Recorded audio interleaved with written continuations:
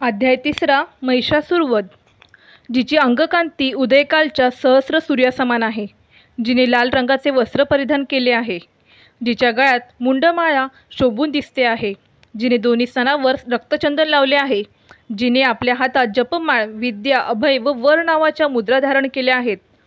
3 नेत्रांनी सुशोभित असे तिचे मुखकमल शोभून दिसते आहे, जिने आपल्या मस्तकावर चंद्राबरोबरच रत्नमुकुट धारण केला आहे, जी कमलासनावर विराजमान झाली आहे, त्या जगदंबा भगवती देवीला मी नमस्कार करतो.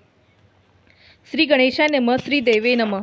मेधा ऋषी सुरतराजाला देवीच्या अवताराचा इतिहास सांगू लागले. देवीने महिषासुराच्या सैन्याचा नाश केला हे पाहून अत्यंत क्रुद्ध झालेला चिक्षुर नावाचा सेनापती देवीशी युद्ध करण्यासाठी धावून आला. चिक्षुर आणि देवी यांचे भयंकर युद्ध सुरू झाले. चिक्षुराने देवीवर बाणांचा वर्षाव सुरू केला. मेरू शिखरावर मेघांनी जलवृष्टी करावी लागली, त्याप्रमाणे तो असुर देवीवर बाणवर्षाव करू लागला, परंतु देवीने ते सर्व बाण तोडून टाकले. देवीने बाणांचा वर्षाव करून चिक्षुराचे घोडे व सारथी यांना ठार मारले, त्याच्या रथाचे तुकडे तुकडे केले, त्याचा ध्वज उधळून लावला, त्याचे धनुष्यही मोडून टाकले. त्या चिक्षुराच्या शरीरावर बाणांचा वर्षाव करून त्याला अगदी जर्जर केले. धनुष्य, रथ, घोडे व सारथी नष्ट झाले असता तो चिक्षुर दैत्य ढाल तलवार घेऊन युद्धासाठी धावून गेला. त्याने धारदार तलवारीने सिंहाच्या मस्तकावर प्रहार केला व देवीच्या डाव्या हातावर अत्यंत त्वेषाने प्रहार केला, परंतु त्याच क्षणी त्याच्या तलवारीचे तुकडे तुकडे झाले. त्यामुळे अधिक संतापलेल्या त्या असुराने हातात शूल घेतला व भद्रकाली देवीवर फेकला. आकाशातून देवीवर कोसळणारा तो शूल सूर्यासारखा प्रज्वलित दिसत होता. तो शूल आपल्याकडे रोखाने येत आहे दिसताच देवीने शूल फेकला व त्या असुराच्या त्या शूलाच्या मधल्यामध्येच तुकडे झाले. त्यावेळी चिक्षुर महादेत्याच्या शरीराचे तुकडे तुकडे झाले. पराक्रमी चिक्षुराचा वध होताच देवांना अतिशय आनंद झाला. त्यांनी देवीचा जय जयकार केला, तिच्यावर पुष्पवृष्टी केली. ऋषी मुनी, देवगंधर्व, सिद्धचारण व जय अंबिके, जय देवी असा जयघोष करू लागले. महिषासुराचा सेनापती चिक्षुर ठार होताच देवांना अतिशय पीडा देणारा चामर हत्तीवर आरूढ होऊन युद्धासाठी आला. त्याने देवीवर शक्तीचा प्रहार केला, परंतु देवीने नुसत्या हुंकारानेच ती शक्ती निःशेष करून टाकली व जमिनीवर पाडली.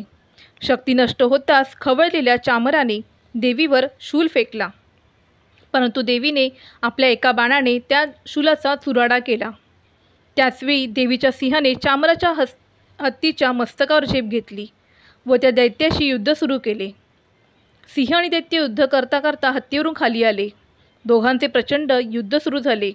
ते एकमेकांवर जोरदार प्रहार करीत होते. मग सिंहाने आकाशात झेप घेतली. मग खाली येताच त्या दैत्यांचे मुंडके धडावेगळे केले. मग देवीने वृक्षपाषाण फेकून उद्रक नावाच्या दैत्याला स्वर्गाची वाट दाखवली. वृष्टीप्रहाराने कराल नावाच्या दैत्याला ठार केले. क्रोधाने बेभान झालेल्या देवीने आपल्या गदाप्रहाराने उद्धवताचा म्हणजे बाष्पलाचा चेंदामेंदा केला. ताम्र आणि अंधक या दैत्यांना बाण मारून जमिनीवर झोपवले. त्रिनेत्र भगवतीने आपल्या त्रिशूलाने उग्रस्य उग्रवीर्य महाहनू या दैत्यांची मस्तके आकाशात उडवली.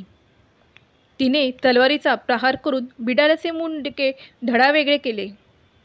दुर्धर आणि दुर्मुख यांना बाण मारून त्यांना यमलोकाची वाट दाखवली. असुर सैन्यात हाहाकार उडाला. यक्ष, किन्नर, गंधर्व आनंदाने देवीची स्तुती करू लागले. सिंहाने अनेक असुरांना ठार मारले. ही हकीकत ऐकून महिषासूर चिंताक्रांत झाला. आपल्या असुरसेनेचा संहार रचल्या पाहून क्रुद्ध झालेला महिषासूर रेड्याचे म्हणजे महिषाचे रूप घेऊन देवीच्या सैन्यगणांना पीडा देऊ लागला. त्याने आपल्या तोंडाच्या प्रहाराने अनेक गणांना ठार मारले. कित्येकांना पायाखाली तुडवून ठार केले. त्याने आपल्या शेपटीने अनेकांना झोडपून काढले. आपल्या शिंगाच्या प्रहाराने अनेकांना फाडून मारले. त्याच्या नुसत्या गर्जनेने अनेक गण गतप्राण झाले. तो रणांगणावर थैमान घालीत होता, त्यामुळे अनेक गण जमिनीवर कोसळून मरण पावले. त्याच्या निश्वासाने अनेक जण आकाशात उडाले, जमिनीवर मरून पडले. पण त्या महिषाने देवीच्या सिंहावर हल्ला केला, त्यामुळे देवी अत्यंत क्रुद्ध झाली. मग तो महिष आपल्या पायाने पृथ्वी उकरू लागला. त्याने आपल्या शिंगांनी मोठमोठी पर्वते शिखरे आकाशात उडवली. तो भयंकर गर्जना करीत होता. त्याच्या वेगाने पृथ्वी फाटू लागली. त्याच्या शेपटीच्या प्रहाराने सप्तसागर शुद्ध झाले. त्याच्या शिंगाच्या प्रहाराने आकाशातील मेघांचे तुकडे तुकडे झाले. त्याच्या निश्वासाने मोठमोठे पर्वत आकाशात उडाले. अशा प्रकारे त्या महिषाने पृथ्वीवर हल्लकल्लोळ माजवला. क्रोधाने बेभान झालेला तो महेश देवीला ठार मारण्यासाठी तिच्यावर धावून गेला. ते पाहून कोपलेल्या देवीने महिषावर पाश टाकून त्याला जखडून टाकले. त्याच क्षणी तो रेड्याचे रूप टाकून सिंहाचे रूप धारण केले. देवीने त्या सिंहाचे मस्तक तोडण्यासाठी हाती खड्डक घेतले. त्याच क्षणी महिषासुराने सिंहाचे रूप टाकून मयूरचे रूप घेतले. तो खडक चर्म घेऊन युद्ध करू लागला. देवीने त्याला ठार मारण्यासाठी धनुष्याला बाण लावला. तेव्हा महिषासुराने हत्तीचे रूप घेतले. तो आपल्या सोंडेने सिंहाला खेचू लागला. तेव्हा देवीने त्याच्यावर खडक फेकून त्याची सोंड तोडून टाकली. मग तो महिषासूर पुन्हा रेड्याचे रूप घेऊन सगळीकडे थैमान घालू लागला. मग क्रोधाने बेभान झालेल्या जगन्माता चंडिकेने भरपूर मधुपान केले. त्यामुळे तिचे डोळे क्रोधाने लालेलाल झाले. ती मोठमोठ्याने हसू लागली. इकडे बळाने व पराक्रमाने उन्मत्त झालेला महिषासूर गर्जना करू लागला. आपल्या शिंगांनी पर्वत उखडून तो देवीवर फेकू लागला. देवीने आपल्या बाणांनी त्या पर्वतांचे पीठ करून टाकले. मधुपानाने डोळे लाल झालेली देवी मोठमोठ्याने हसत महिषासुराला म्हणाली की अरे मूर्खा, गर्व न करता रणात उभा राहा. मी मधुपान करून आजच तुला ठार मारते. तुला ठार मारल्यावर ऋषीमुनी देव आनंदाने गर्जना करतीलच. मेधा ऋषी सुरताला म्हणाले की राजा, देवीने त्या महिषासुराला असे बोलून भरपूर मधुपान केले. मग ती हाती शूल घेऊन महिषासुरावर धावून गेली. तिने महिषासुराला पकडून त्याच्या पायाखाली चेपले व त्याच्या मानेवर शूलप्रहार केला. तशाही परिस्थितीत तो महिषासूर आपल्या मुखातून घाईघाईने बाहेर पडू लागला.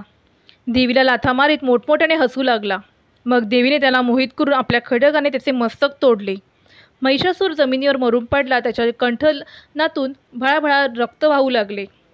महिषासुराचा वध होताच असुर सैन्यात हाहाकार उडाला.